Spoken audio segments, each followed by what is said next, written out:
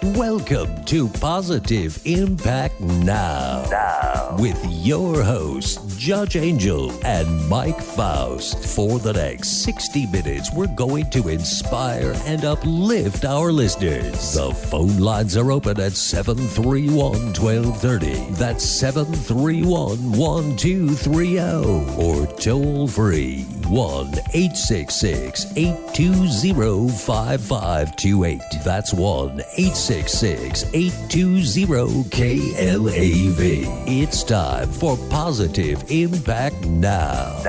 And here are the hosts, Judge Angel and Mike Faust. Greetings. Welcome to Paradise. This is Positive Impact Now, and court is back in session. Yes, I'm Judge Angel, and our host, Mike Faust. This is a show about you and for you. Thank you for listening and watching and giving us the chance to bring you insight, inspiration, and information. We have conversations with our guests, or as I like to call them, our expert witnesses, to bring you updated information and to let us know what is most current. Our goal is to increase wisdom and daily success. And as always, we love to hear your thoughts and your comments and your ideas. So visit our website, www.positiveimpactnow.com. And we hope you will like us on Facebook and share what you're interested in hearing and seeing with your friends and family. Well, get ready. Today we have a great show. We are going to start with Drysten Clark, who's one of the administrators with Susan G. Komen organization, and she's going to let us know what their goals and activities are about and how we can join in. And then we have a conversation with the medical director of Summerlin Breast Care Center, Dr. El-Eid. She is going to tell us about new techniques and new equipment that's available right here in Vegas. And of course, we're going to save some of the best ideas for last. There's a new kind of therapy massage shop in town, specializing in massages for breast care and breast health. So love everybody, especially your loved ones, but I'm trying to say hug your loved ones like you will never see them again. Today we're going to start with Miss Drysten Clark, who works with the Susan G. Komen organization. Thank you for joining us, Drysten. Thank you for having me. So tell us, how did the Susan G. Komen organization get that name, the name of a person? Yes. Susan G. Komen was founded in 1982 by Nancy Brinker, and it was really founded on a promise that Nancy made with her sister Susan. Susan was diagnosed with breast cancer in the late 1970s, and at that time, breast cancer was something that really wasn't discussed or talked about. And she told her sister Nancy, she said, look, I may not come out of this battle, but what I want you to do is make me a promise that you'll do whatever it takes to end breast cancer. And so Nancy did. So that in 1982, there was the very first annual Race for the Cure. At the time, it was only open to women, and now we're looking at, 30 some odd years later, and it's an amazing organization. We have over 100,000 activists and breast cancer survivors worldwide, and it's truly an amazing thing. That is wonderful. So 2 sisters. Correct. One had cancer and one made a promise to keep her name alive and to work for a cure. Beautiful. So you said originally Race for the Cure was just women. Yes. What is it today? Today it's open to everyone. We have men, women, children, animals. It's really open to everyone. We have races all over the U.S. as well the world. We have races in Israel and the Bahamas. It's really kind of expanded to a global movement. Very nice. So we need to get a crew together and go to the island, man. Yes. Great. That would we be can fun. watch. I'm not sure if I'm going to be able, if I'm in good enough shape to run. I wouldn't make the whole, what is it, usually a 5K run or something? Well, you can walk. Good. There you go. Good. Thank you for being understanding. There are a lot of us that would like to walk.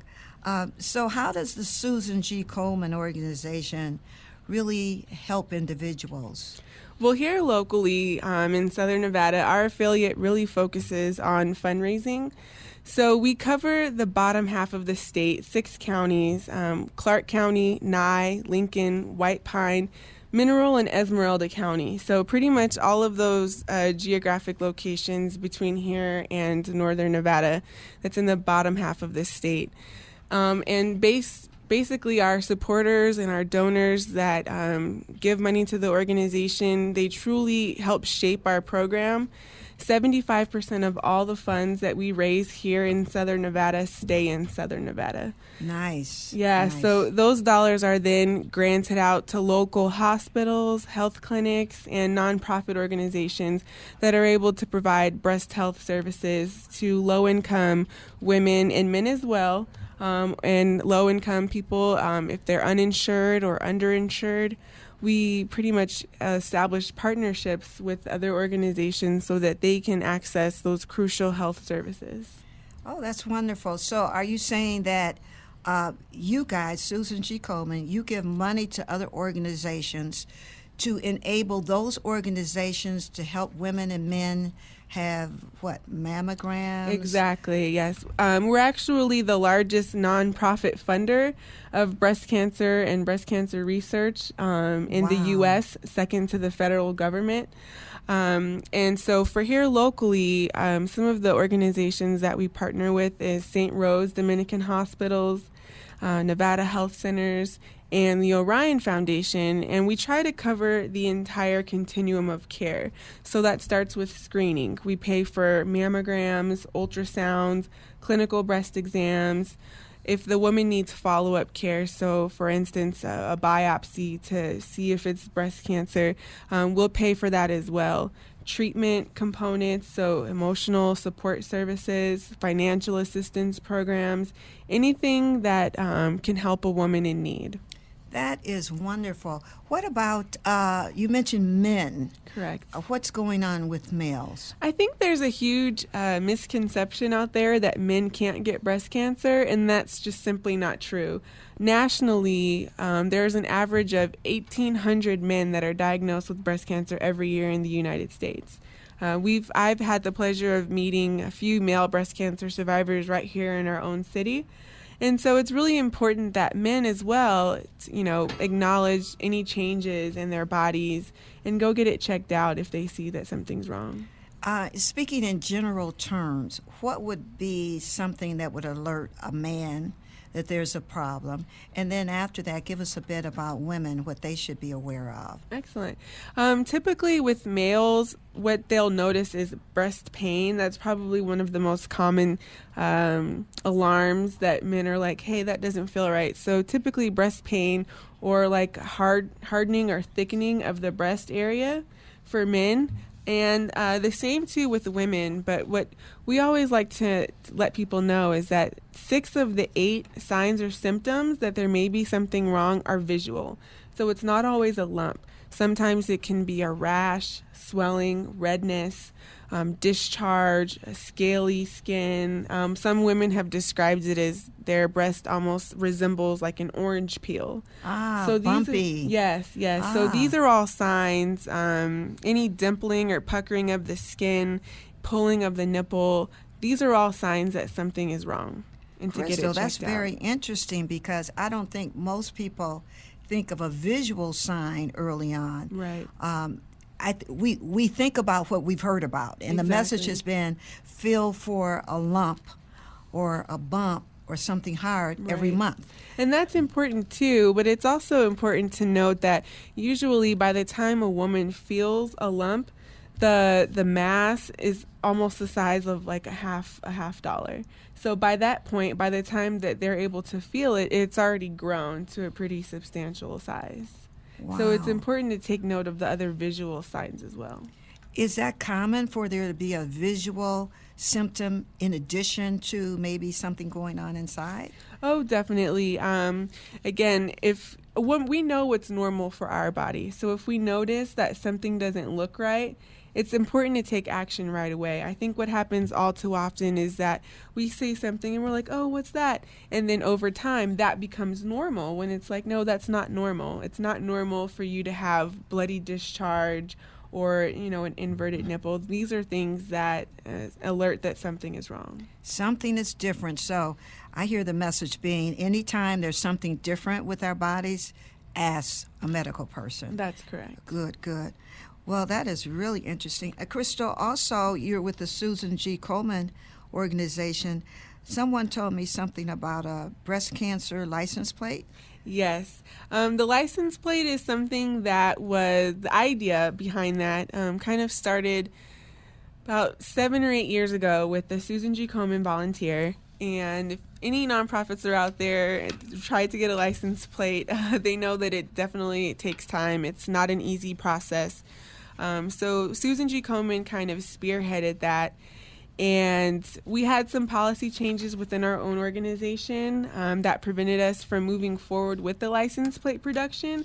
So what we decided to do was partner with our affiliate up in Reno in Northern Nevada and say, where can this money go? So what we did was we selected Nevada Health Centers.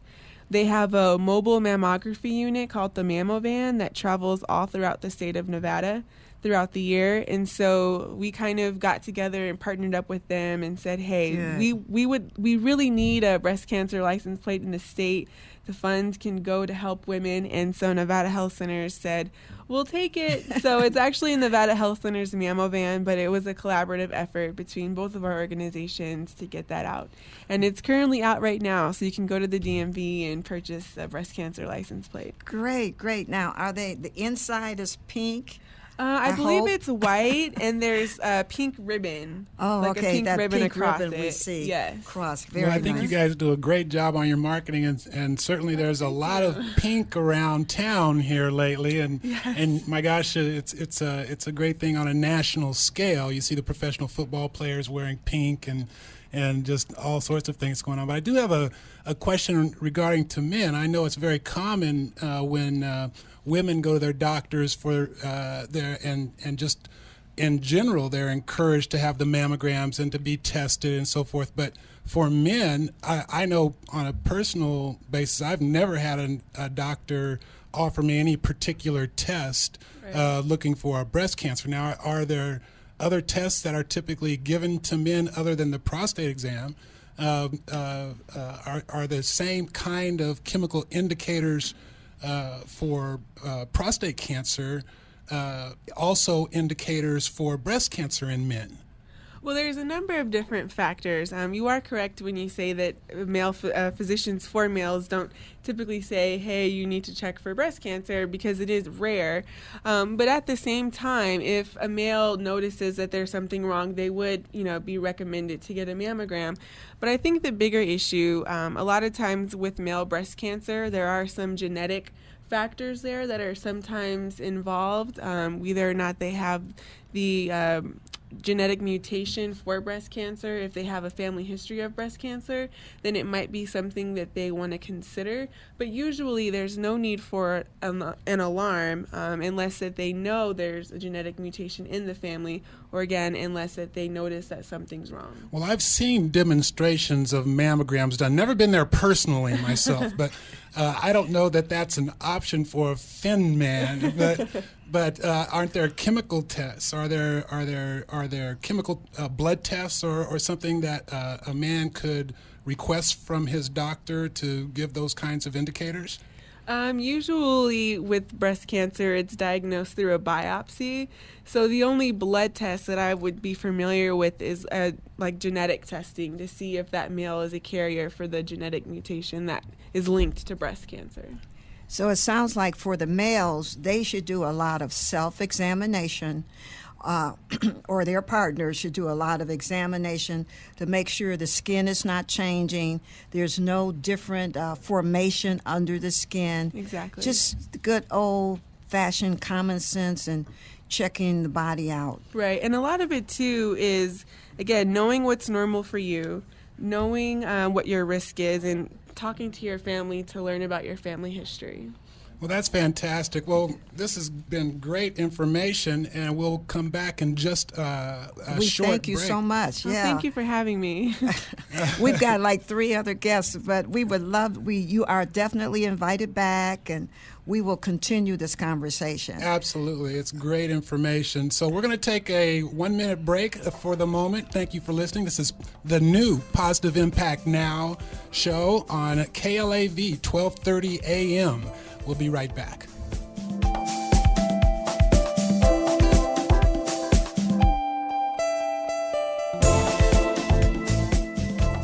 Positive Impact Now is a show about you.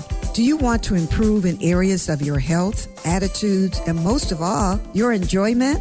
I'm Judge Angel. Along with guest hosts, Positive Impact Now will bring you information, coaching, and encouragement to reach your goals. Join us every Thursday from 4 to 5 for your Positive Impact Now with Judge Angel.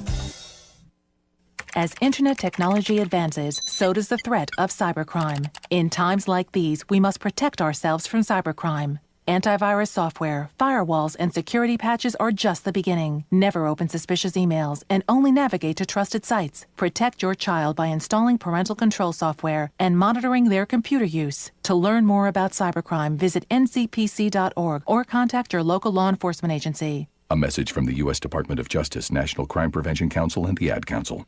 Hey, how you doing, everybody? This is Dwight Yoakam for RAD, recording artists, actors, and athletes against drunk driving. When you celebrate, designate. Choose a designated driver. A public service message brought to you by the U.S. Department of Transportation, RAD, the National Association of Broadcasters, and the Ad Council.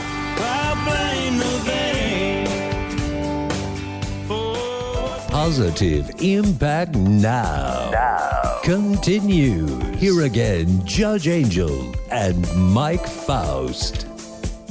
Welcome back. Yes, it's a great show with great information. And we continue talking about breast care and breast health. That's the new byword.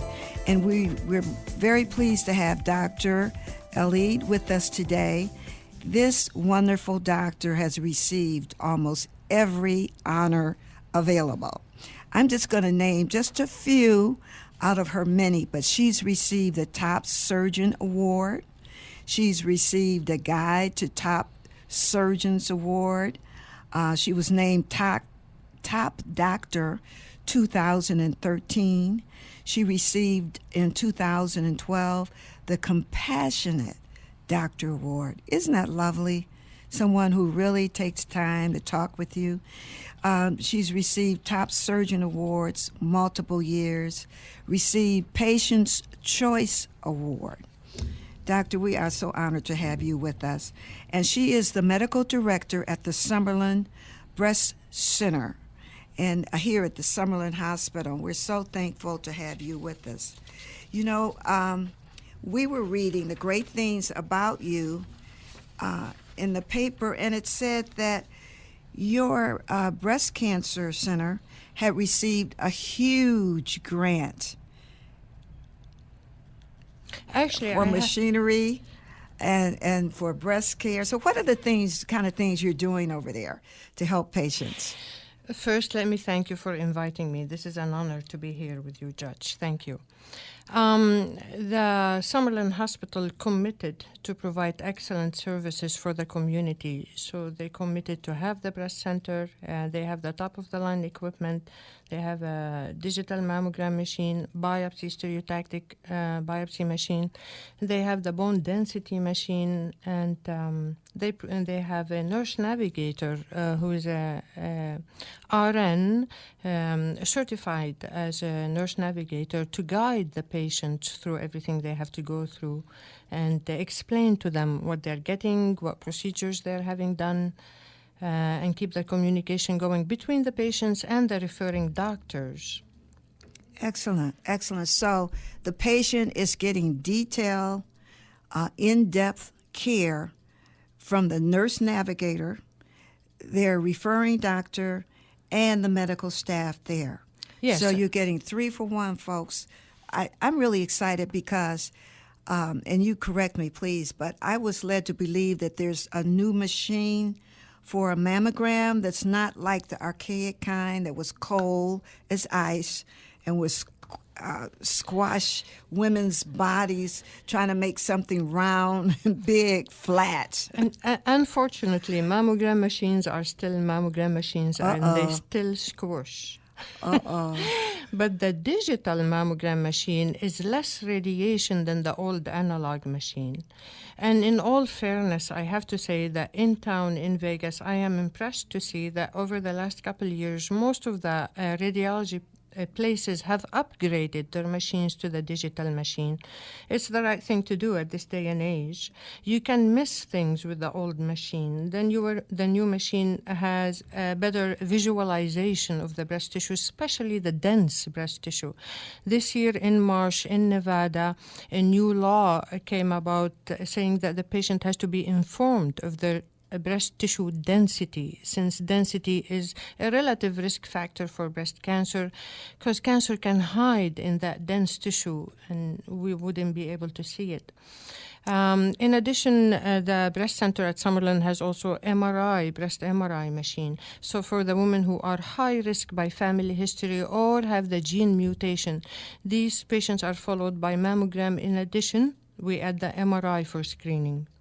When is a MRI called for? If a woman has just gone in, had the digital, I hope, mammogram, when is that MRI indicated? Just to back up one more thing on the digital mammogram, since you called it cold and that was not the digital. I was talking about the old kind. Yes. I didn't know about the digital. Yes.